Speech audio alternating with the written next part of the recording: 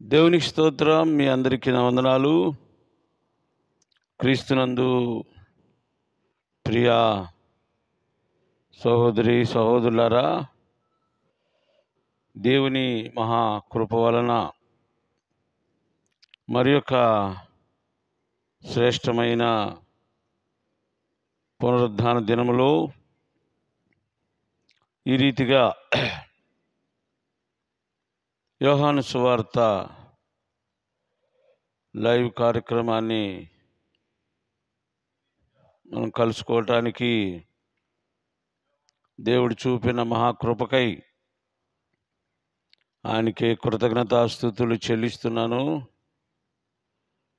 సోదరులారా, మనము యోహాను సువార్త 10వ అధ్యాయాన్ని ధ్యానం చేస్తున్నాం. 10వ అధ్యాయంలోని చాలా శ్రేష్టమైన మాటలు దాగి ఉన్నాయి. కనుక ఈ కార్యక్రమాలను వీక్షించడం వలన వాక్యం యొక్క వాస్తవికత ఎంత, how much truth is in the word of God, clearly know because of listening this live action of John chapter 10. మంచిది. ఒక చిన్న ప్రార్థన చేస్తాను, ముందుకు సాగిపోదాం. పరిశుద్ధుడా, జీవాధిపతి, నీ పాదాలకు వందనాలు, స్తోత్రాలు చెల్లిస్తున్నాను. ఈ ఉదయకాలం ప్రాతకాలం నీ మాటలు ధ్యానం చేయటానికి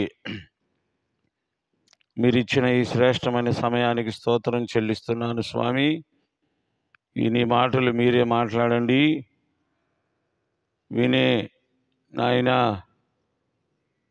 మా సహోదరి సహోదరులను దర్శించి అర్థమయ్యి ఆ ప్రకారం ముందుకు సాగిపోయే భాగ్యం దయచేయమని యేసుక్రీస్తు పరిశుద్ధ నామములో అడిగి వేడుకుంటున్నాము తండ్రి.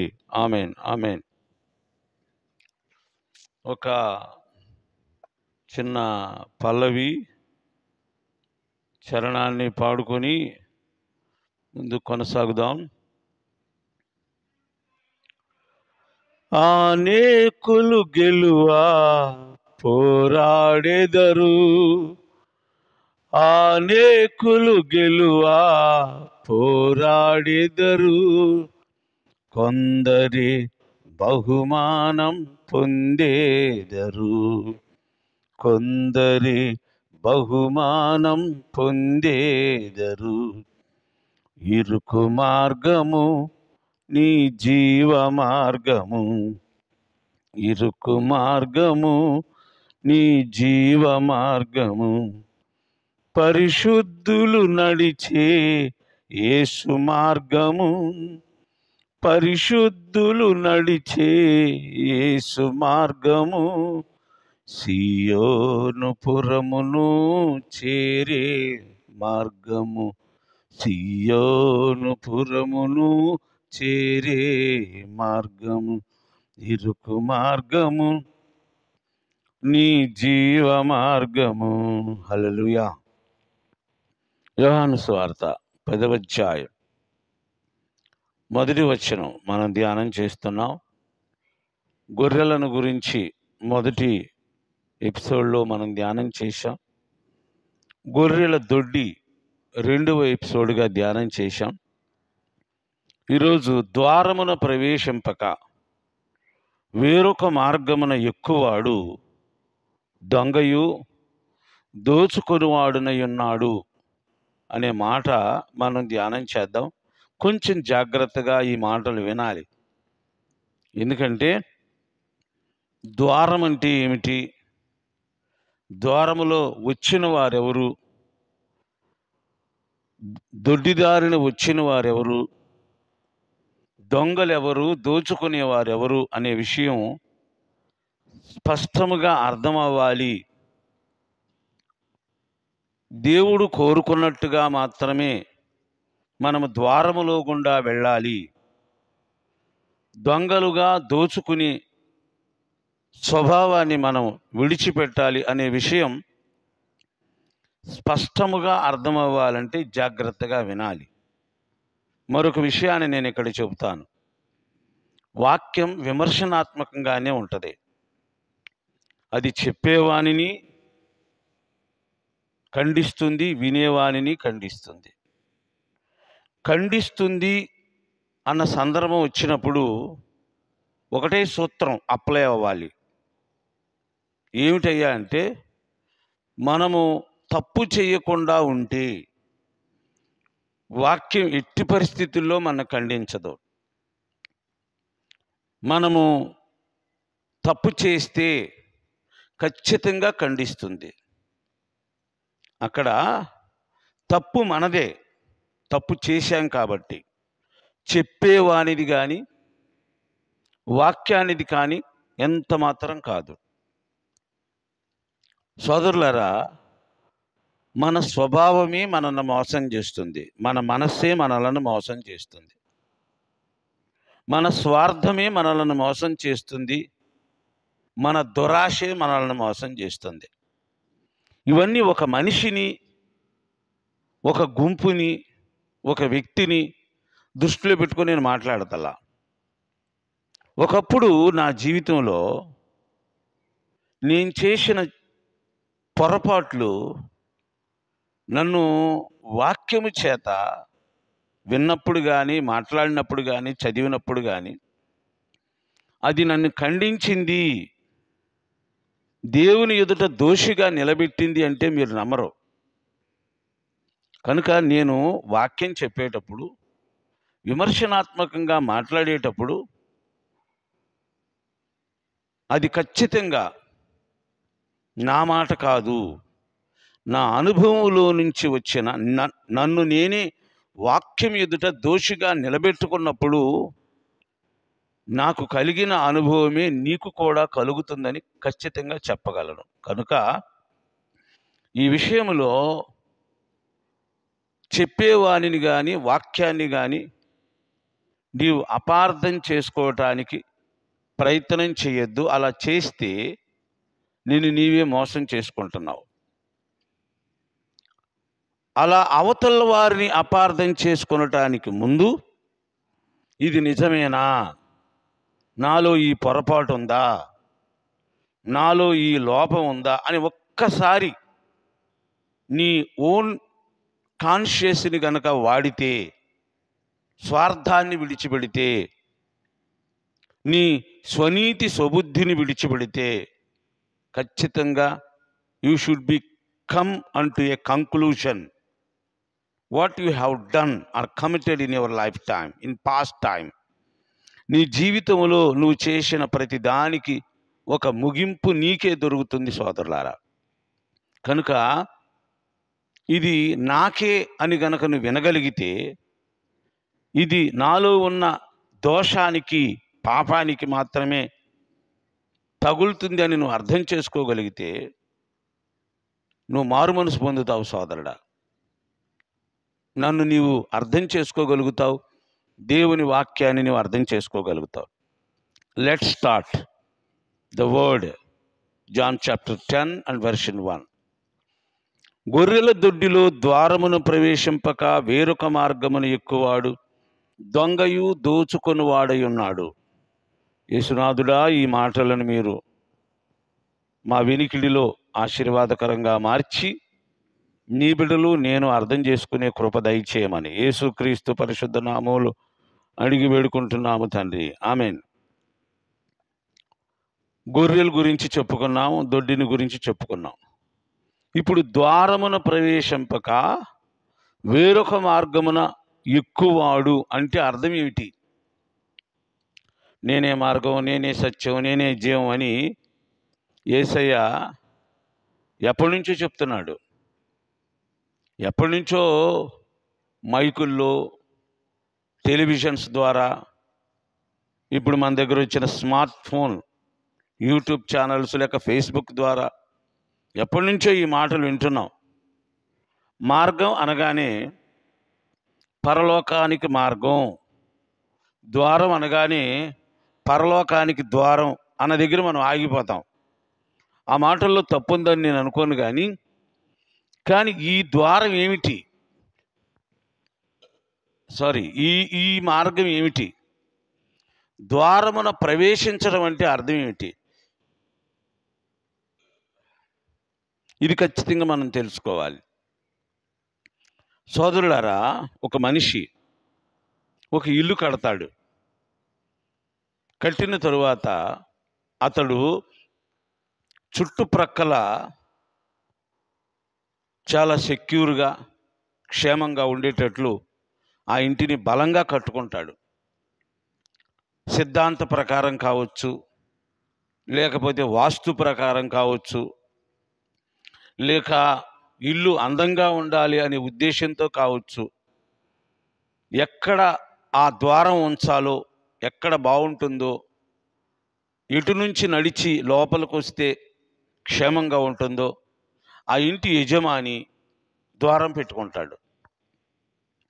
ఇంటి యజమాని ఎక్కడ ద్వారం పెడతాడో అక్కడి నుంచే ఆ ఇంటికి వచ్చే అతిథులు కానీ, బంధువులు కానీ, లేక తమ శ్రేయోభిలాషులు కానీ, తమ కుటుంబ సభ్యులు కానీ దాని ద్వారే రావాలి.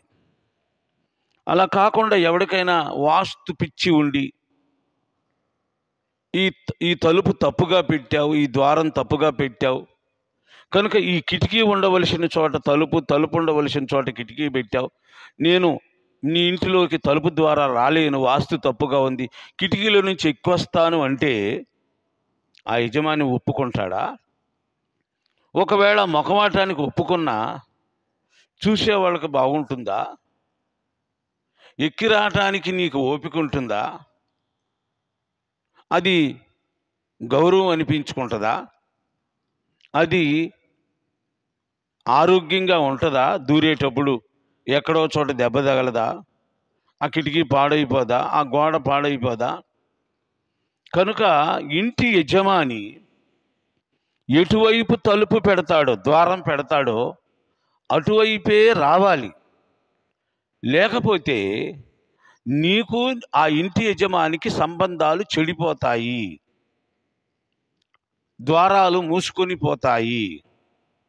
నువ్వు ఆ ఇంటి యజమాని దృష్టిలో ఒక వెర్రివాడిగా, లేక శత్రువుగా, లేదా ఒక పిచ్చివాడిగా పరిగణించబడతావు సోదరుడా, సోదరి. కనుక ద్వారం ఎటు ఉందో అటే మనం వెళ్ళాలి. ఒకవేళ అలా వెళ్ళకపోతే ఇక్కడే ఉంది వాక్యంలో, ద్వారమున ప్రవేశింపక వేరొక మార్గమున ఎక్కువాడు. హల్లెలూయా. అది ఏ మార్గమైనా సరే, కిటికీయా, అల్మరానా, లేకపోతే పగలగొట్టిన లోపల రావటమా, whatever the way, if you try to come in to the inside beyond the door post or the main door, you should be called a thief, robber or the dacoit.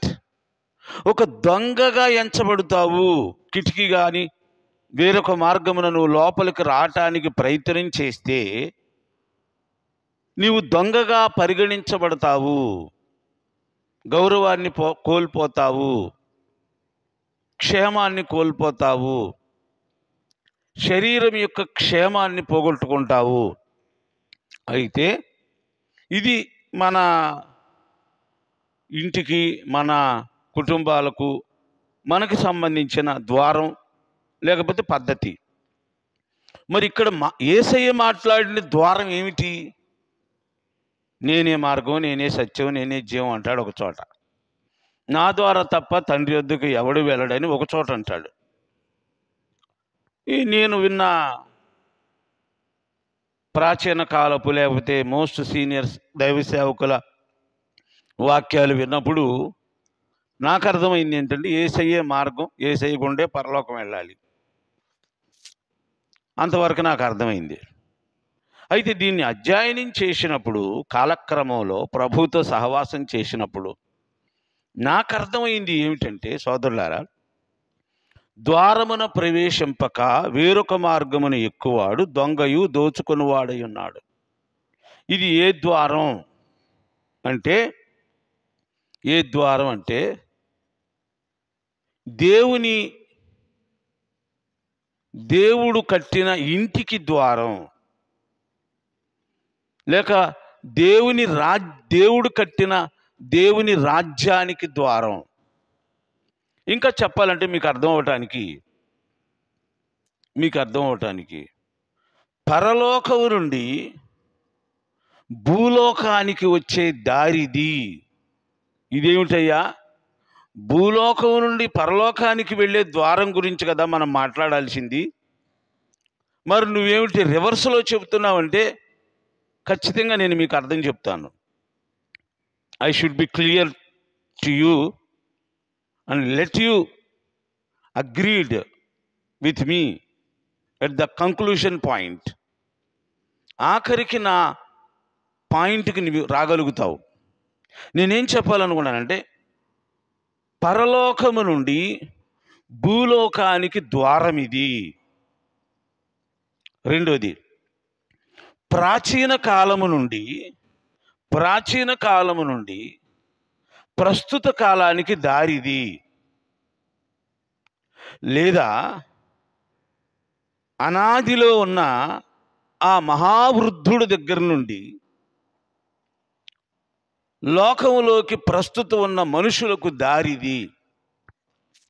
ఇది భూలోకము నుండి పరలోకానికి దారి కాదు. This way is come from the lord in to the world, heaven to earth, are the ancient times into the present times. ప్రాచీన కాలము నుండి ప్రస్తుత కాలానికి, తండ్రి అయిన దేవుని నుండి మనుషుల దగ్గరకు. హల్లెలూయా. ఏమిటి ఈ ద్వారం? ఎవరొచ్చారు ఈ ద్వారం గుండా అంటే, ఏమండి, ప్రాచీన కాలము నుండి దేవుడైన యెహోవా తన మాటల ద్వారా కానీ తన ప్రవక్తల ద్వారా కానీ కొన్ని మాటలు మాట్లాడారు ఆయన. ఏమిటంటే, ఆదికాండంలోకి వస్తే యాకోబులో నక్షత్రం ఉదయించును, ఇది ఒక ద్వారం. ఏదేను తోటలోనే ఒక ద్వారం ఏర్పరిచాడు దేవుడైన యెహోవా. అదేమిటంటే, ఆ సర్పము నీ మడిమ మీద కొట్టును, నీవు దానిని త్రొక్కుతావు. స్త్రీ సంతానానికి నీకును పోరాటము. హల్లెలూయా. అంటే సర్పానికి స్త్రీ సంతానానికి పోరాటం. సర్పం మడిమ మీద కాలు వేస్తే ఆ మడిమను త్రొక్కుతాడు ఆ స్త్రీ సంతానం. ఆ సర్పం యొక్క శిరస్సును తొక్కుతాడు స్త్రీ సంతానం. అంటే ఇది ఒక ద్వారం. ఆనాడే ఒక ద్వారాన్ని ఏర్పరిచాడు దేవుడు.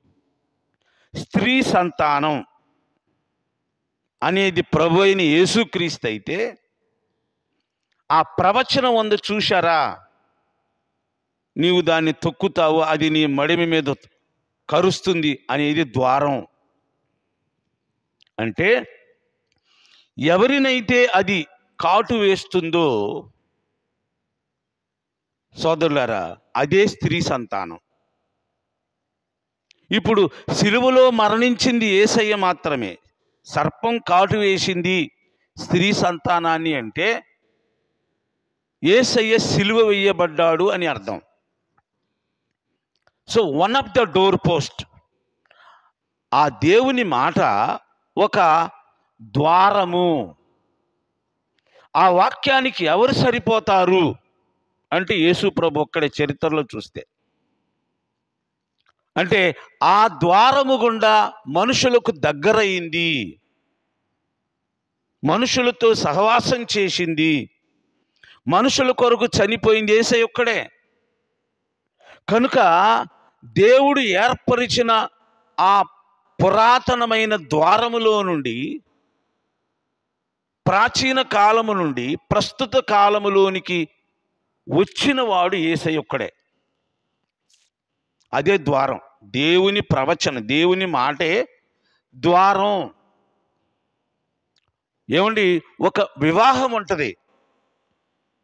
ఆ వివాహానికి, ఆ వివాహం యొక్క యజమాని, ఆ తండ్రి, కుమారుని యొక్క తండ్రి, పెళ్లి కుమార్తె యొక్క తండ్రి, లేక పెళ్లి కుమార్తె యొక్క తండ్రి వివాహ ఆహ్వానం ఇవ్వకపోతే మనం వివాహములోనికి అడుగు పెట్టగలమా? వివాహ ఆహ్వానం ఇచ్చాడంటే అది ఆయన ఇచ్చిన మాట, నువ్వు రావచ్చు. It's like a door post, అది ద్వారం. అడిగిందే దారి అంటారు పెద్దలు. మా అమ్మ చెప్పేది అప్పుడప్పుడు, ఎవరికి సహాయం చేయాలి అన్నప్పుడు యోగ్యులైన వారు అడిగినప్పుడు అడిగిందే దారి నానా అనిద్ది. మాట అడగటానికి ఒక మనిషి మరొక మనిషిని అడగటానికి ప్రామాణికం ఏమిటంటే మాటే. The word which come from the mouth. నోటి నుండి వచ్చిన మాటే మార్గము, ద్వారము. ఇక్కడ ప్రభువైన యేసయ్య దేవుడు ఏ ద్వారమైతే నిర్ణయించాడో దాని గుండా వచ్చాడు. సరే, యాకోబులో నక్షత్రం ఉదయించును అనే మాట. ఈ నక్షత్రం మనందరికీ తెలుసు. రేపు క్రిస్మస్ రాకముందే అక్టోబర్ నుంచి నవంబర్ నుంచే పెట్టడం మొదలు పెడతారు మనవాళ్ళు. యేసయ్య పుట్టినప్పుడు చుక్క పుట్టింది అని. ఇది అందరికీ తెలుసు. ఆ నక్షత్రము ఈ నక్షత్రం మ్యాచ్ అవుతుందో లేదో చూసుకోండి. యేసయ్య పుట్టినప్పుడు నక్షత్రము ప్రసిద్ధి చెందినంతగా ఎవరి నక్షత్రమైనా ప్రసిద్ధి చెందిందా? It's like a one of the door post. ఇది ఒక ద్వారం. అలా చూస్తూ ఉండండి, రండి. దావీదు అంటాడు, నా ప్రభువుతో చెప్పాడు అనే మాటలు కొన్ని అన్నాడు. ప్రవచనం, ఇది ఒక ద్వారం. ఆది కాండము నుండి మలాకి గ్రంథం వరకు మీరు పరిశోధన చేస్తూ వస్తే ఆశ్చర్యకరుడు, ఆలోచనకర్త, నిత్యుడుగు తండ్రి, సమాధానకర్త అని యేసయ్యకి యెషయా గ్రంథములో స్పష్టంగా పేరుంది. ఇలాగా ఎన్నో ప్రవచనాలు. అంటే ఈ ప్రవచనము వస్తాడు కుమారుడు దేవుడు భూలోకానికి అంటే అది ఒక ద్వారము సోదరులారా. అది ఒక ద్వారం. అంటే దేవుడు ఏం చేశాడు? యెహోవా అంటే ఒక ద్వారాన్ని ఏర్పరిచాడు. ఎవరి కొరకు అంటే తన కుమారుడు కొరకు, తన కొరకు. ఎక్కడి నుంచి వేశాడు ఆ ద్వారం అంటే ప్రాచీన కాలము నుండి ప్రస్తుత కాలానికి. ప్రస్తుత కాలం అంటే ఇప్పుడు కాదు, యేసయ్య పుట్టే నాటికి ఉన్న కాలం. యేసయ్య కాలం నాటి పరిస్థితులు మనం ధ్యానం చేసేటప్పుడు అది అప్పటికి ప్రస్తుతం. మనకది పూర్వం కావచ్చు, పాస్ట్ కావచ్చు. కానీ యేసయ్య కాలానికి, ఆయన ఉండే కాలానికి, ఆయన విషయానికి వస్తే అప్పటికి అది ప్రస్తుతం. కనుక నేను ఏమంటున్నానంటే ద్వారము గుండా వచ్చింది యేసయ్యే. ఏ ద్వారం అంటే దేవుడైన యెహోవా నిర్ణయించిన ద్వారం. సృష్టించిన సృష్టికర్త ఒక దైవం భూమి మీదికి రావాలని అనాది నుండి నిర్ణయించాడే. ప్రపంచములో మత గ్రంథాలన్నీ రక్షకుని గురించి, విమోచకుడు గురించి, ఒక నాయకుని గురించి, ఒక జాతిని విడిపించే ఒక సైన్యాధికారి గురించి ప్రతి గ్రంథం బోధించింది. ప్రతి మత గ్రంథంలో ఒక నాయకుడు ఉంటాడు.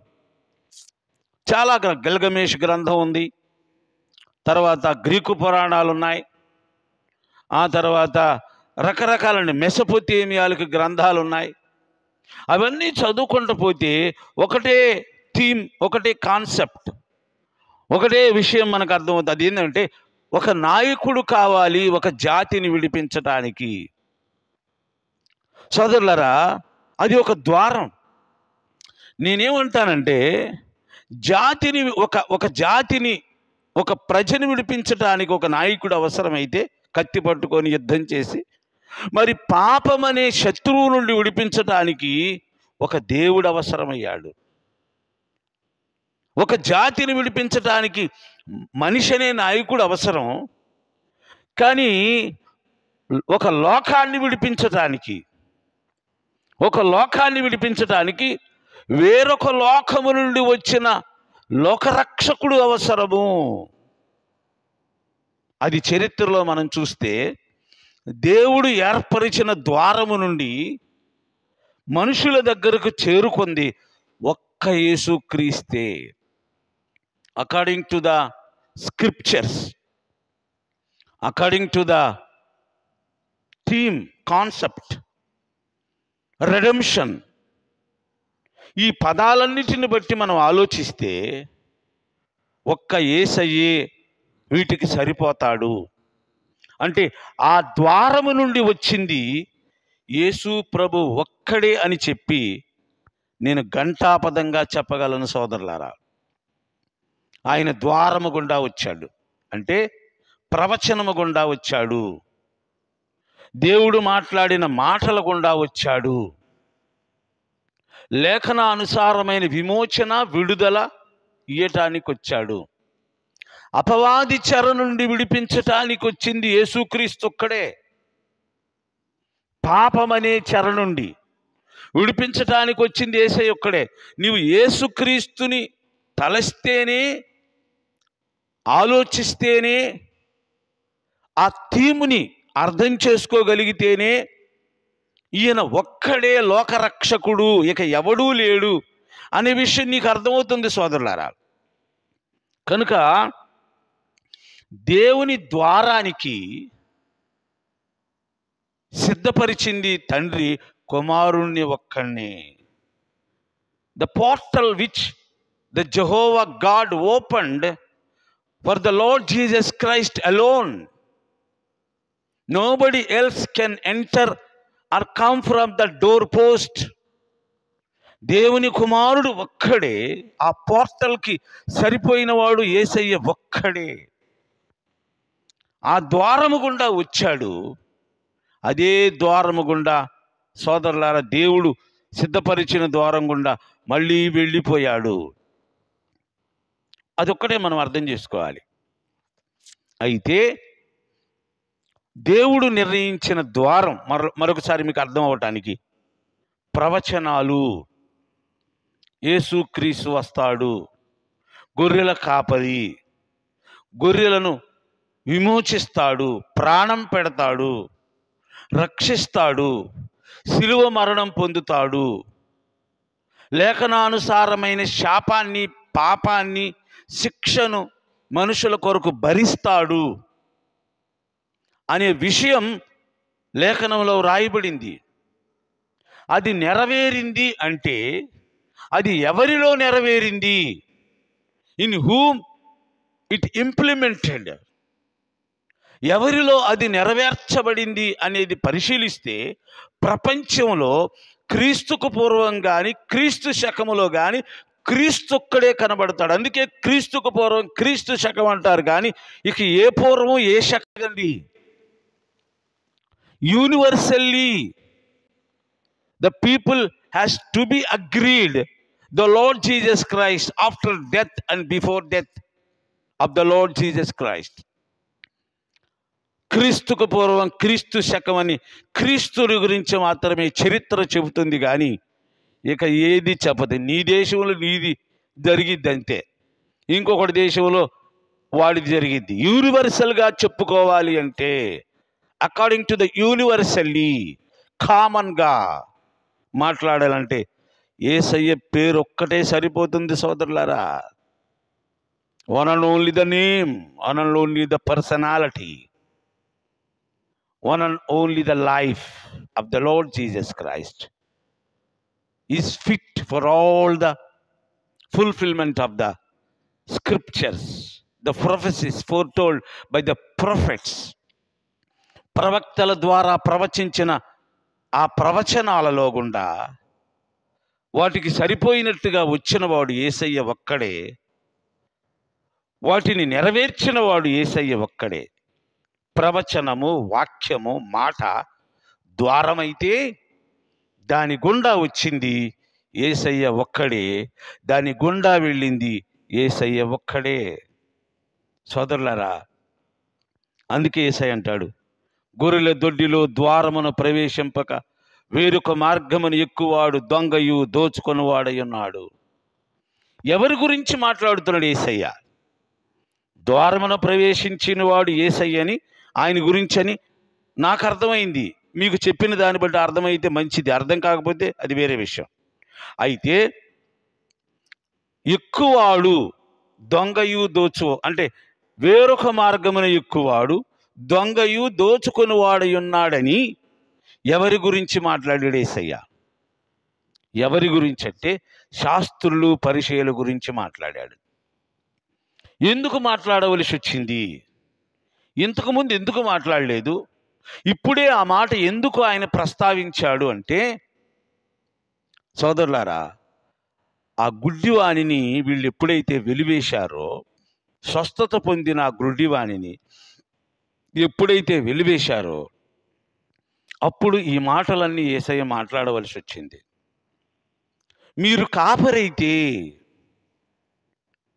కాపరైతే, శాస్త్రులారా మీరు కాపరులైతే, పరిసయ్యులారా మీరు కాపరులైతే ఈ గొర్రెను ఎందుకు వెలివేస్తారు?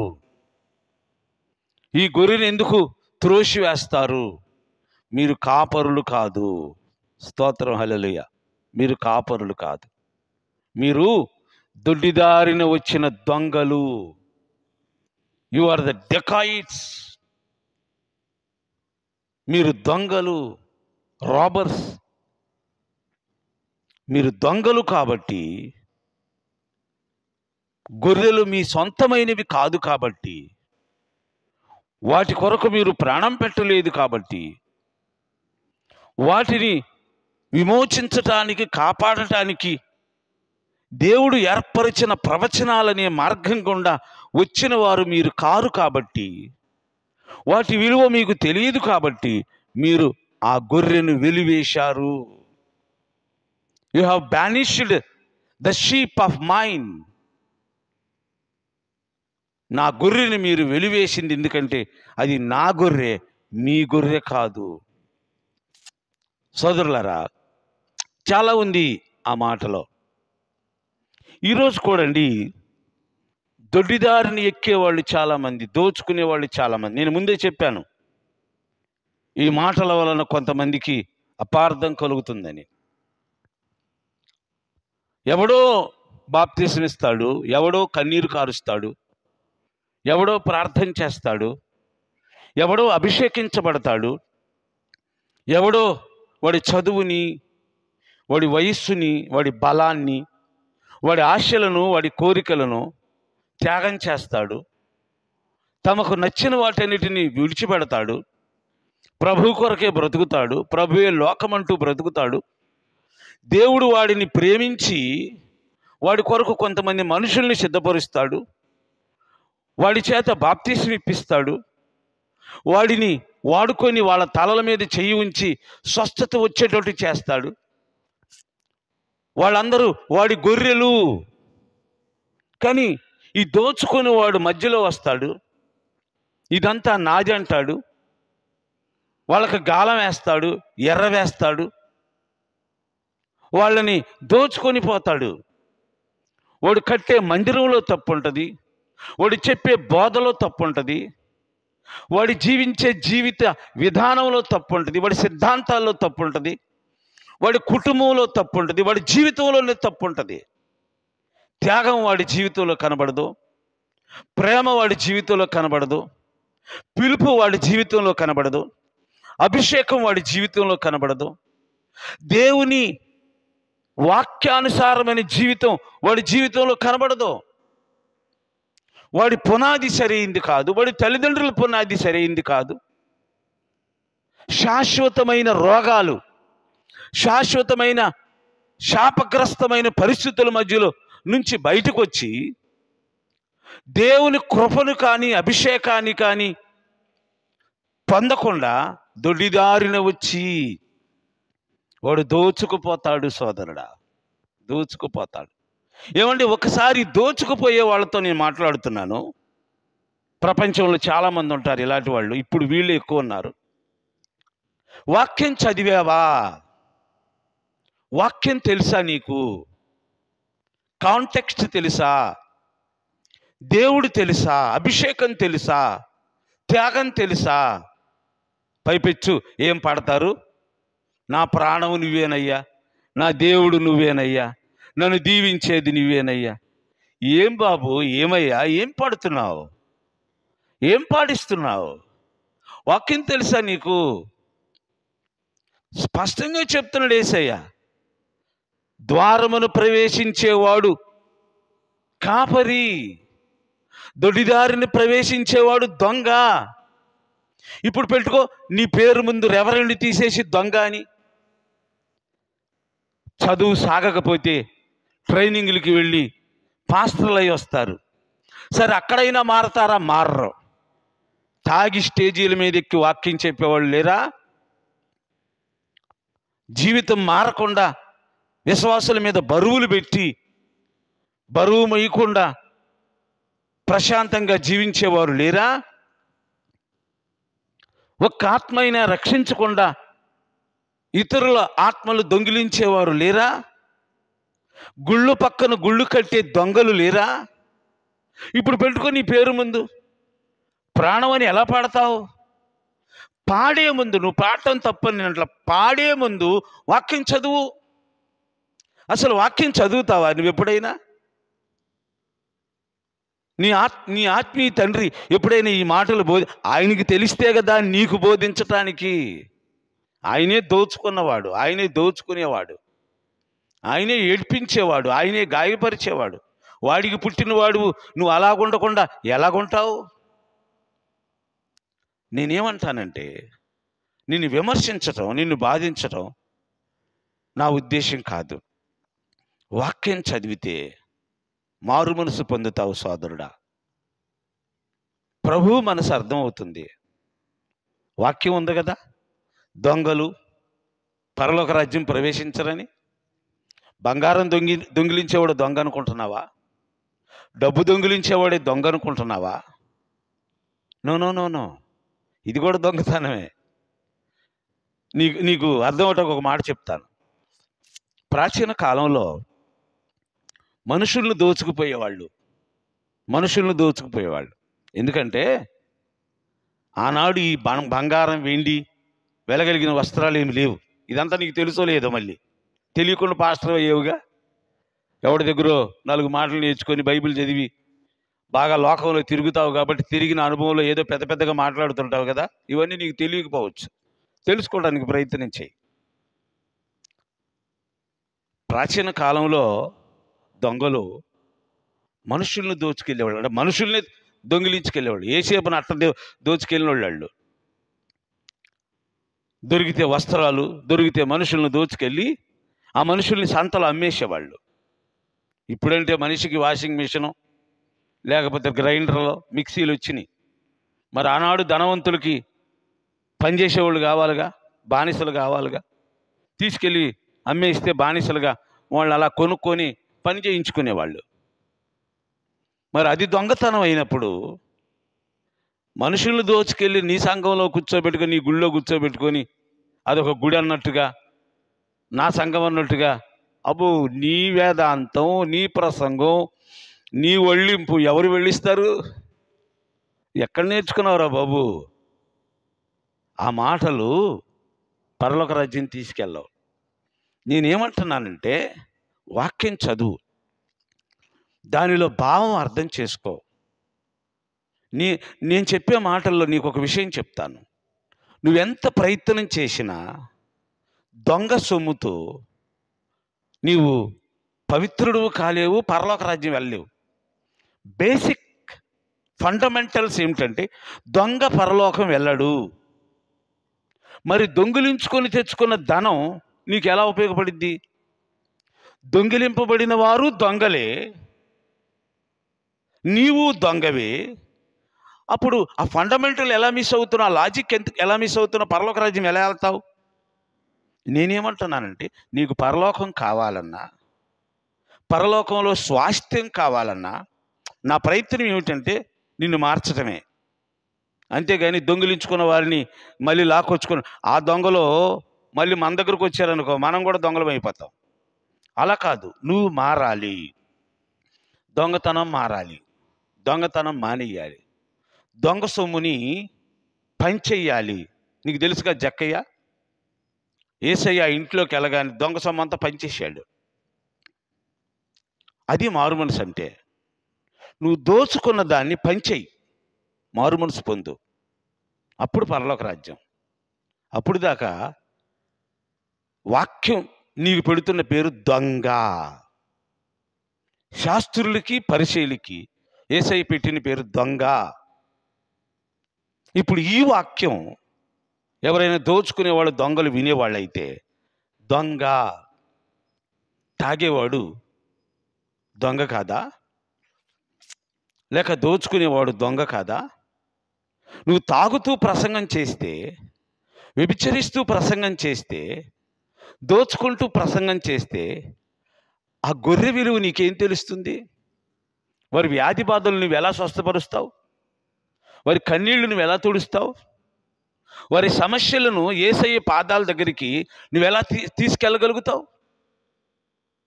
Examine yourself right now. ఒకసారి నువ్వు పరీక్ష చేసుకొని చూసుకో. ఒకవేళ నీకు అవకాశం వచ్చినా, నాకు అవసరం లేదులే వాడు చెబుతున్నాడు నాకెందుకని అనుకుంటే, నేను చెప్పేది ఏమీ లేదు. కానీ ఇక్కడ మాత్రం ద్వారమున ప్రవేశించటం అంటే అర్థం ఏమిటంటే, ప్రవచనాత్మకంగా లేఖనానుసారముగా ఈ లోకములోకి లేఖనము ద్వారమైతే, ప్రవచనము ద్వారమైతే ఈ లోకంలోకి వచ్చింది యేసయ్యే. అందుకని ఆ మనుషుల్ని స్వస్థపరిచాడు, ఆ మనుషులకు రొట్టెలు పెట్టాడు, ఆ మనుషుల్ని బ్రతికించాడు, ఆ మనుషుల కొరకు ప్రాణం పెట్టాడు. శాస్త్రులు పరిచయులు అలా చేయటం లేదు సోదరులారా. కనుక వాళ్ళు దొంగలు, దోచుకున్నవారు. మంచిది, మరొకసారి దేవుడు మనకు సమయం ఇస్తే మళ్ళీ కలుసుకోవటానికి ఎలాగో ప్రయత్నం చేద్దాం. అందాక సెలవు. దేవుడి మాటలు దీవించి ఆశీర్వదించును గాక. చిన్న ప్రార్థన చేస్తాను. పరిశుద్ధుడా, జీవాధిపతి, నీ పాదాలకు వందనాలు, స్తోత్రాలు. నీ మాటలు మా వినికిడిలో మాకు అర్థమయ్యేవిగా ఉండడానికి, మమ్మల్ని మార్చేవిగా ఉండడానికి, మా బ్రతుకులు మీరు కోరుకున్నట్టుగా ఉండడానికి సాయం చేయమని యేసుక్రీస్తు పరిశుద్ధ నామములో అడిగి వేడుకుంటున్నాము తండ్రి. Amen, amen. అందరికీ వందనాలు.